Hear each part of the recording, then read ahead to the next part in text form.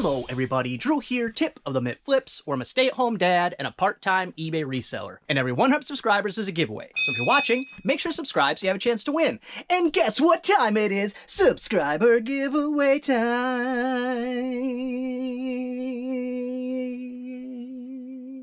It is the 2,700 subscriber giveaway. Thank you to everyone new who subscribed. Of course, thank you to everyone who has been subscribed. Please continue to stick around. If you would like to get entered into the subscriber giveaway, then let me know in the comments how much you think this 1985 Gatorade bottle is worth. Free shipping, so include your shipping cost into the price of the item, and good luck to everyone who enters. I went to a charity sale, so this will be a haul video, but also I had a viewer question that I will mix into the video as well, and it is from Sago 2013, which if you were born in 2013 and not like graduated in 2013, kudos to you for already being like out there grinding. I can't tell by the profile picture, it's too small, but if you're like 10 or 11 years old and trying to sell stuff, that's awesome. Howdy Drew, new viewer and relatively new seller. I really like your content. Could you talk a little bit about how you do retail arbitrage? And what retail arbitrage is when you arbitrage or buy stuff from a retailer to sell on another platform. It can be just as something as simple as buying it on eBay to sell it on Amazon, something like I do where I buy on eBay sometimes to sell on TCG Player. I'll do Pokemon cards from one to the other. But in general, it's buying from your box stores, your Walmart, Target, Meijer, to put onto an online platform, usually stuff that's been clearanced. Not always, but usually clearanced. Sometimes it's just rare, or there's not enough of them out there, or there's just a big, around the holidays is a okay time if you can. This is something people do that I would never do, and it's speculate what the big toy of that year is going to be, and then buying them out in your whole area, and then putting those online. Every year I do research to determine which toy will be the most popular of the Christmas season. This year, it's a doll, half girl, half unicorn. If you're wrong, you lose your butt. So I would never do that, but there are people that do. Fa la la la la la la ka-ching. Nah, not for me. Not for me. So, big charity sale I went to. Unfortunately, I went day one. I had about an hour, so I was running through, and they're giant outbuildings. Like, one of them's a airplane hangar, and then the rest of them, it's on our fairgrounds, our local fairgrounds. So they're meant for like cattle and hogs, these big buildings that they use. So it's a really big sale. Everything you can think of, books, furniture, electronics, clothing, all by donation. But I had about an hour to run through all these buildings, and I never got a chance to go back because Cadence had her birthday party this weekend, which I thought was supposed to be 3 preteen girls and ended up being 6 preteen girls. What a nightmare. They were nice girls, but this is a total sidebar. I don't think since I was a preteen, hung out with that many preteen girls at the same time. And there was always on the cusp this like toxic energy. You're wearing sweatpants. It's Monday. So that's against the rules, and you can't sit with us. And it would bounce around. It wasn't like they were picking on one kid ever, and it was never like a big fight. But there would be like the upstairs group and the outside group and the downstairs group and the ones by the pool, and it would rotate which ones were in the group, and there was always just this little bit of just this on the verge of toxicness. Girls, preteen girls are, and again, these were really nice girls. They're the worst. They're so, I don't know, they're so competitive and nitpicky and cliquey. It's just really gross, but not like, it wasn't like this was outside the norm. This is just, I think, in general. I didn't like it though. I was just trying to hide. Me and Michael were just like hiding in corners the whole time. But let's not go on for too long. One of the first things I picked up there was this Disney Parks, which look out for that.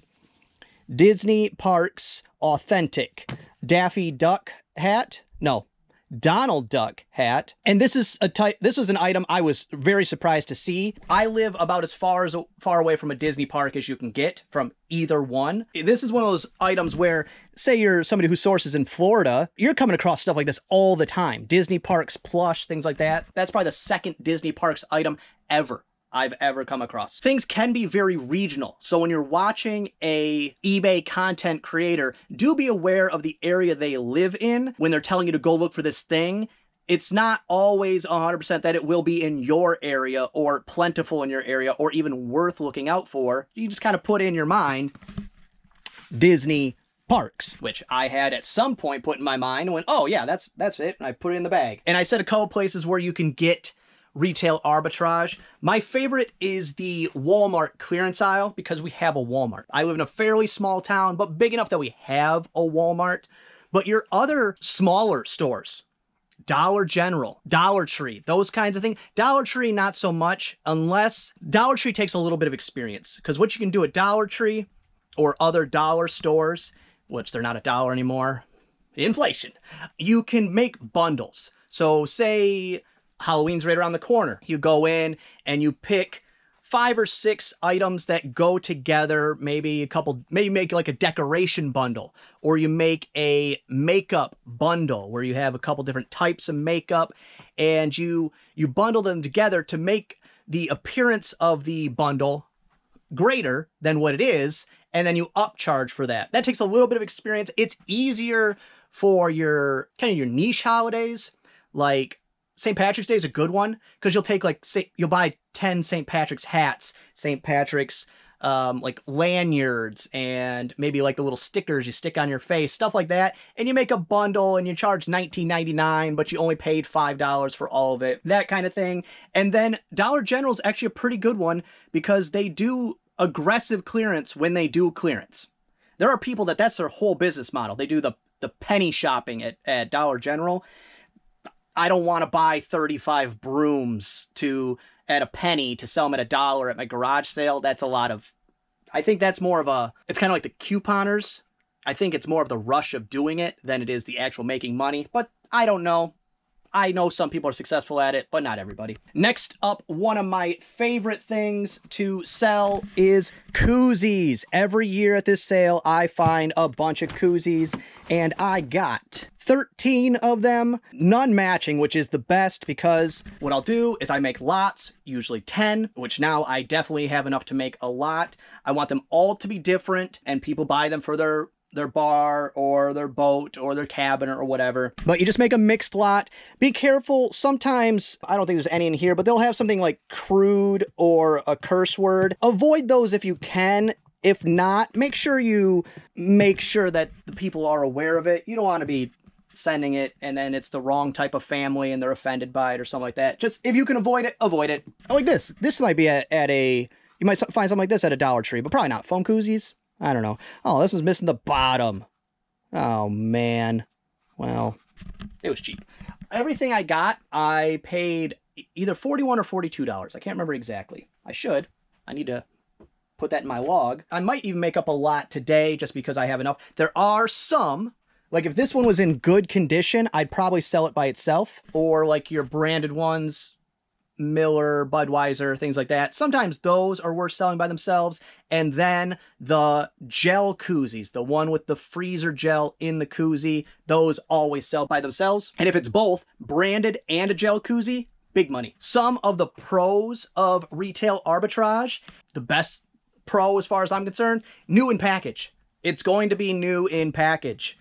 You scan a barcode, you list it. You're likely to get multi-quantity. When you buy one, you might end up with 10. Like I had just bought 2 of these NECA figures. One of the last things I got was those Hot Wheel cars. I bought 6 of those, I think. Those sold very quickly. That was a great one. Oh yeah, and to go back to Dollar General, check the medicines because they'll clearance those often. You do have to be careful with expiration dates, but vitamins and medicines, stuff like that. You also do have to be careful what medicines you're selling, that kind of thing. But it is an option, especially around flu season. Things like Emergency and like what are they called? I don't know, the like flu remedy stuff. Sometimes they'll run out during like a big boom and during flu season. And so those you can make a few bucks here or there. It's not usually a ton of money, but it can be a replenishable, which is a plus. And if you're lucky, they also won't have a clearance sticker right on them. So you don't even have to peel a sticker off. Walmart always has the clearance sticker. If you're going to be a reseller, fall in love with peeling stickers because you're going to do it till the end of time. Get good at it. Somehow convince yourself that you enjoy the process or else you'll drive yourself crazy. Next, I grabbed 2 oil filters. I think they're both oil filters. Yeah, this one is a Fram Extended Guard XG3980, new in package. This one is a TG497, also new, very cheap, $5.29. There were more of them. I looked these 2 up on the spot and they were worth picking up. That doesn't mean it was worth a ton of money. Scan the barcode, couple pictures, actually 4 pictures minimum, always. I've heard people say they've bumped that to 6 as far as the eBay algorithm. I can't take 6 pictures of nothingness. You know, you end up just with duplicate pictures. So 4 minimum, that's my personal base. That's as few as I will do. But take as many as necessary to make sure you don't have to answer questions, and you'll still have to answer questions anyways. And then, of course, one of the other things I got was this vintage 1985 Gatorade bottle in really great condition. I was excited to find this. It's not, you know, buying my kids their birthday gifts. Definitely, if you see one of these, pick it up. Some of the cons of retail arbitrage. And I mentioned one before where you can get burned on retail arbitrage because if it's on sale at your Walmart, it's on sale at all the Walmarts. Your Walmart is not special. They are box stores. They are replicated. The decisions are made in an office somewhere else and then passed down to the individual stores 90% of the time. Sometimes an individual store does have to blow out a product or they misordered something. So be careful. Also, one of the cons of retail arbitrage is you have to pay up for stuff. Most of the time, I did just sell that Ghostbusters Proton Blaster. I had paid $1 a piece for those because they were a free shipping item. After shipping and taxes and fees, even paying $1, I was only making about $5 each. There is a risk reward. I do have, let me see if I can find one. Yeah, right back here. Why am I whispering? Be very, very quiet. I'm hunting weapons. I picked these up a couple years ago. They're, of course, Valentine's. Seasonal items after the season. That's a great time to pick them up. But be aware, they're not going to sell till closer to that season again. There are people that's 100% their business model. They go into their local stores after Christmas. Usually it's Christmas. They buy out all the trees. They buy out all the whatever. Or, you know, after summer, they'll buy out all the inflatables, all that kind of stuff. And that's all they do is buy out this season to sell next season. And they repeat that process season over season. But those I bought because they were 10 cents a piece. I said, even if for the rest of time, those are the Valentines my kids use, or if I end up putting my garage sale or on Marketplace, that was I have to buy them at 10 cents. I couldn't help myself. And there was those ones, and I don't remember the other ones I got, but the other ones all sold right away. Not even, it was after Valentine's. They did sold like that summer. But those have been on that shelf for a couple years now. So don't overextend yourself, I guess what I'm saying. You could end up just having it. It could just end up being yours. You're gonna live with me now. And then the next thing I picked up was a couple of, these are clips for your Christmas lights. I guess they don't have to be Christmas. I picked up the 2 boxes. I will probably just lot these together, mostly because this box is really messed up. I'll smash it back into position just so for shipping purposes, mostly, because I don't want to have a big old lump in it that I don't need. But this will be over £1 with them together. But I paid, again, not a ton of money. They did have some new and packaged lights. I passed on those. I scanned these. There wasn't a lot available. There was no sell-through rate. I think this is an item that someone wants some of these, and I will be the one that has them. Now, I'm not saying I'm the only person that has clips for lights available. I'm sure there's other kinds, but these ones specifically, this was one of the factors that I used to have in my head when I would I used to sell large electronics all the time, is when people, a VCR or a head unit, even if it's not a super expensive one, if there's none listed, I would list it and list it fairly high because when someone's breaks, their VCR breaks, they look down and they go, I have a blah, blah, blah, blah, blah, blah. I have a TAC A5730. That's a made up number, but it's a real brand. They look up that one. They don't go and search for a bunch of different ones. They go, this is the one I have. This is the one I know. This is the one I have a remote to. This one I know where all the plugins go and that all my stuff fits. And they would go buy that one. So that's kind of the same thing here. Even though there was none sold and I think none listed, somebody probably will go, oh yeah, I need some more of those. And they'll look up this Lights Up brand, blah, blah, blah, because that's the box they have. Is that 100% of the time? No. Do I have some stereo units I never should have listed still available? Yes. Almost out of them though. And this one was cool. I assume this is worth money. The vintage Dare stuff just as well. It doesn't sell to kids. It sells to adults who were in Dare as a child. I am very upset all the time. As soon as I think of it, I get upset. Oh yeah, shock. Drew's upset about something. In, I don't know, grade school. I don't remember what grade. 3rd, 4th grade, somewhere in that range. I got 3rd place in a Dare fundraiser event. 3rd place, which I can't believe I got 3rd place. I think the other two cheated because it was a mountain bike. I don't remember what 2nd place was. And then 3rd place was a Dare backpack. And when I was a teenager, one of my friends stole my Dare backpack. My new in package, never opened. And how I was as a kid, I would have sold it this last winter. I would have found it in my dad's attic and probably been worth a ton of money. Actually, let me look it up just to make myself sad. All right, that made me feel a little better. It's only worth about 20 bucks. They must not have been that rare or they're just not that desirable. They don't look that cool. I remember mine looking better, so maybe mine was different, but my memory's so bad. I don't trust any memories I have. Always vintage stuff from your childhood, of my childhood, because of the age I am. You always want to be aware of the stuff that is turning, I guess vintage is the wrong word. You want to be aware of the stuff that is desirable to the people who are new to money. So the people fresh out of college. So around 25 years old is when random toy collectibles or nostalgic thing will start to make that cusp over into being valuable. That's not 100%, but it's just a general guideline. And then another thing I got is this Gilmore Save Water, Time and Money 8-cycle electronic water timer. It was new in package. I scanned the barcode. It was worth more than I paid for it. I don't remember how much that was. It's very dirty, but a quick wipe down. This might not be new in package because it doesn't, it's sealed still. See, no, it's not. Oh, that's a bummer. It's not new in package. I assumed, way to go, Drew. It doesn't look used. Yeah, it's used. Oh, that's a bummer. Hopefully it's worth something then. I don't know. I'll have to test it now. Ugh. Ugh. So if that's not worth more than 15 plus shipping, actually not even that, because if it's not worth more than $20 plus shipping used, I'm not even going to bother. That'll end up in the garage sale stuff and recoup the money I paid for it. If that. To test that, it's going to be too much work. I'm not hooking up a hose to it and figuring out how it works, and that's just too much. Now, here is a big one. The warnings of retail arbitrage. Some of the cons I mentioned, but don't be fooled when you look it up. You scan the barcode, you're like, oh, it's $5. It sells for 20. Profits. Well, that $5 you're spending has taxes. So right there, that's a little less. The $20 you're selling for has fees, less.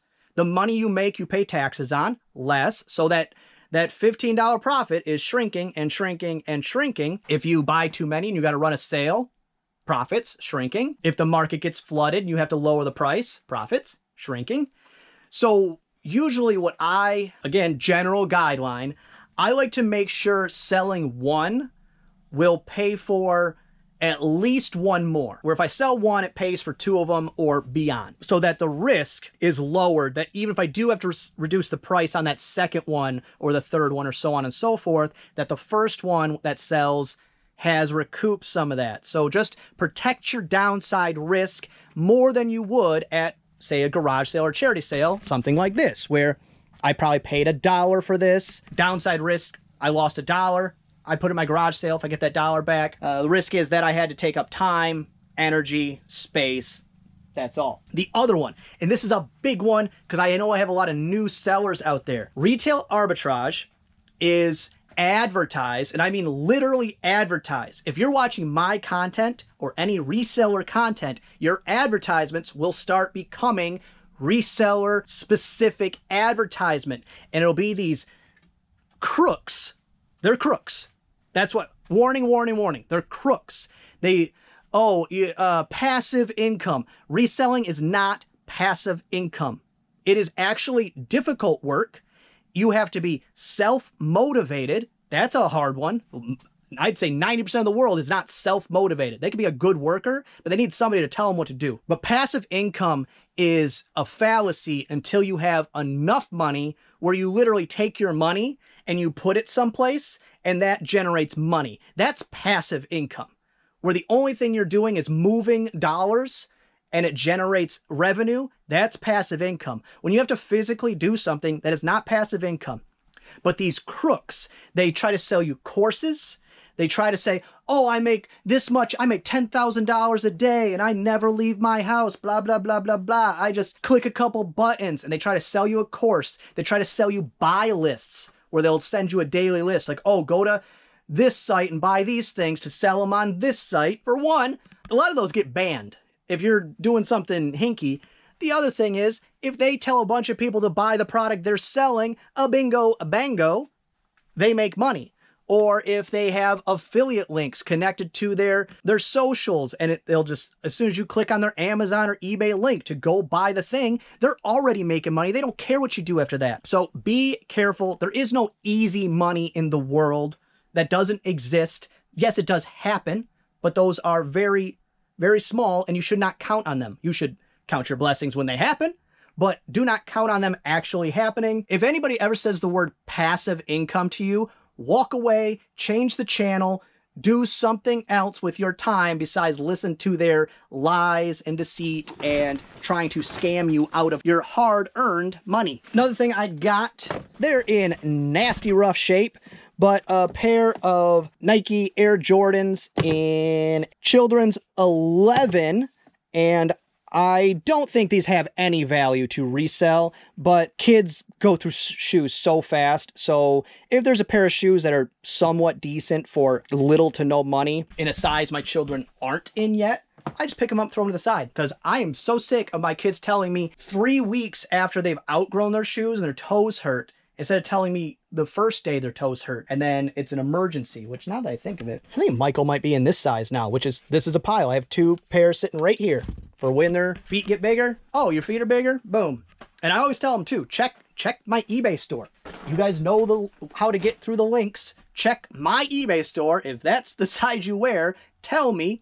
I'll get them. Boom, you got some new shoes. First thing I did when I got there, I went to the book barn. Yes, there's a whole barn full of books, which I wanted to go back on the second day and spend hours in the book barn, but it is what it is. Because unfortunately, a lot of stuff just goes in a dumpster if it doesn't sell. But I picked up James Patterson books. I took almost all they had. Most of them that they had were from the 2 sets that I like to sell. So I have to take the ones I had, plus I have to take down this listing of random ones that I had made a while back and the new ones, and make up a new Alex Cross set. And I'll check to see if any of them I can add to the Women's Murder Club set. If I can make it a little bigger, I'll do that. But that is far down the list. But the Alex Cross one I need to do soon, because it's just taking up a lot of space. I mean, it's got part of my counter, big chunk of my floor. Got to get it done. Now, retail arbitrage, unless you already know what you're doing, you have to be always cognizant of the amount of time you spend doing something. So how I do retail arbitrage, which is very, very little, is I have to go to Walmart twice a week anyways. Grocery shopping. Random trip. I start my trip by beelining through the clearance aisle. I check the other little clearance areas. They're usually the same. Every once in a while there'll be ones in sporadic spots. But just keep your eye open for them. They got bright yellow tags. They'll even put those stickers where it like sticks out a little bit. At least at Walmart, I don't do the other ones because I don't have one. And I just make that part of my routine where I walk through. You can, but it's not really as viable as it used to be.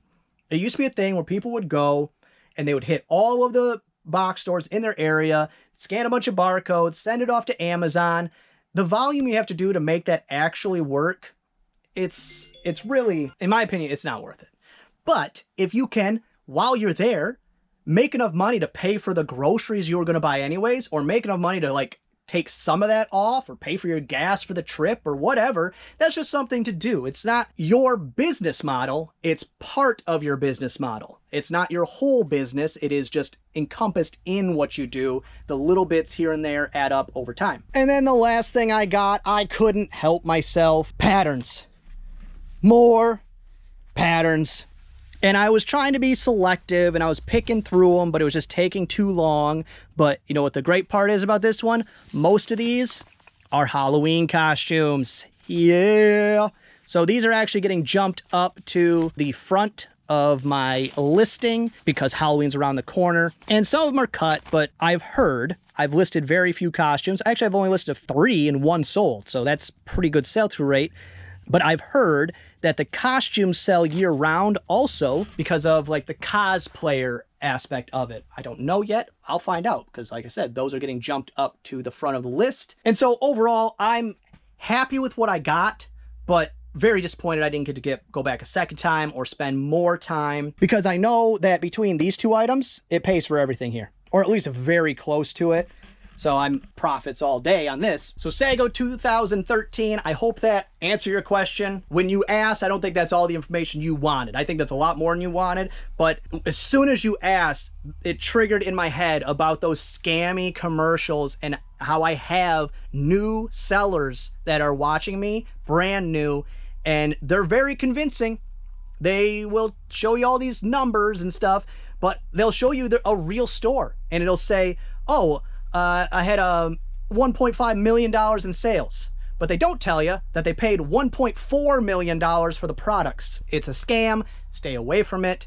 Always do your research. Don't ever take things at face value. Even when I tell you something, look it up, look into it, do further research. Make sure when you're making money, or at least when you're attempting to make money, the worst thing you can do is lose money. So be thorough, always double check, and trust no one. Well, that's gonna be all for this one. I hope you enjoyed it. If you did, give it a thumbs up. If you didn't, go ahead and give it a thumbs down. Subscribe, share, and be good to each other.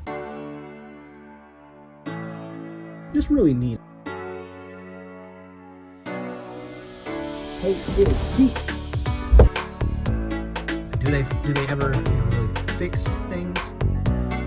I have no idea what this is. What do I care? Let go. I'm good at this.